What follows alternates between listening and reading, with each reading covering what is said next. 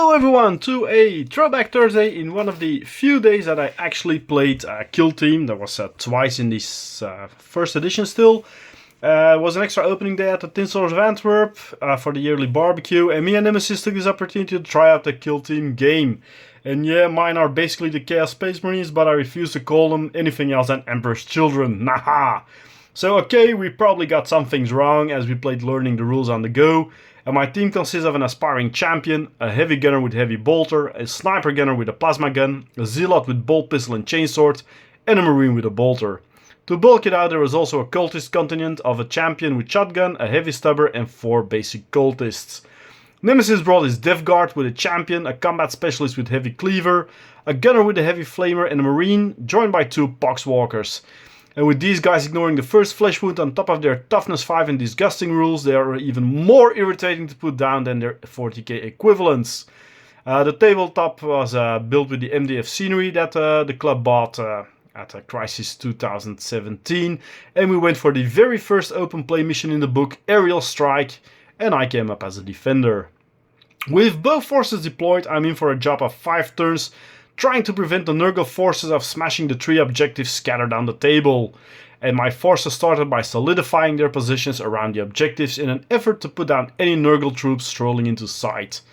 The sniper plasma gunner took down one of his specialists first, netting me a first point. But retaliation was swift as the cultist champion was taken out of action, swiftly followed by a regular cultist. But at the end of the turn I was a 1-0 in the lead. On turn 2, my forces maneuvered for better firing lines, but the toughness and rules of the Death Guard made my shooting next to useless, while duo of poxwalkers locked the heavy bolter in combat. The marine took one of the walkers out of action, but was as such struck with the other one, who then destroyed the nearby objective tree and bringing the followers of Papa Nurgle on a 1-2 lead. Turn 3 is on, and my zealot charges the aspiring champion, lurking under the platform, while the cultist rushed his second poxwalker and took it actually out in one heroic, bayonet-driven charge.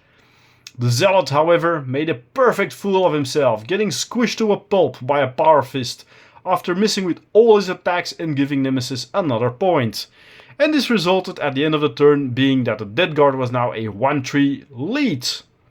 The champion then came up on the platform and rushed the heavy stubber who had been shooting paintball bullets all the time it seemed.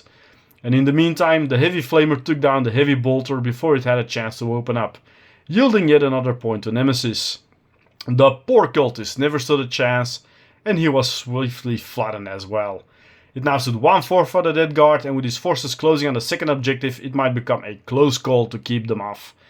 His heavy cleaver charged my aspiring champion, though his champion failed his charge. I then used a demonic host stratagem, but it only caused a flesh wound on the combat specialist. On the same manner, the plasma gunner, lining up close and overcharging his rifle on his champion, only managed to do the same.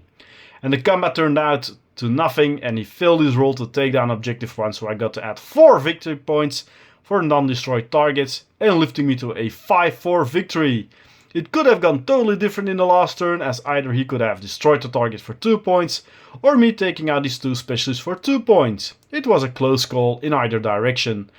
Now, in hindsight, if there's a side arc, well, it's not really relevant because we're a few additions further, but under movement it says models in order to ready can't even pivot, and yeah, well, there was something about the arc. But yeah, even with a lot of searching, it was an okay game. I'm not gonna say it was a super fun. Took about an hour and a quarter to play, but well, we plan on having those games as a bit of evening fillers, and needless to say, one more game and nothing came from Kill Team anymore.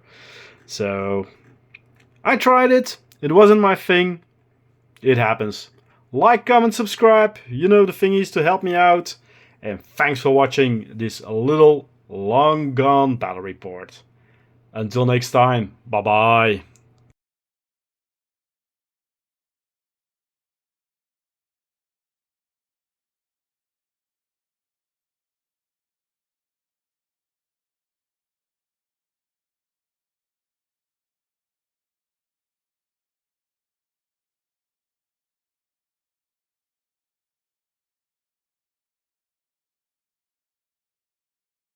for watching this video, and if you want to support me, check out the link tree above for all my channels, so you can have a look there, or my affiliate links, so there's a little kickback to the channel for more content. And if you really like, you can always buy me a coffee. Thanks and bye bye.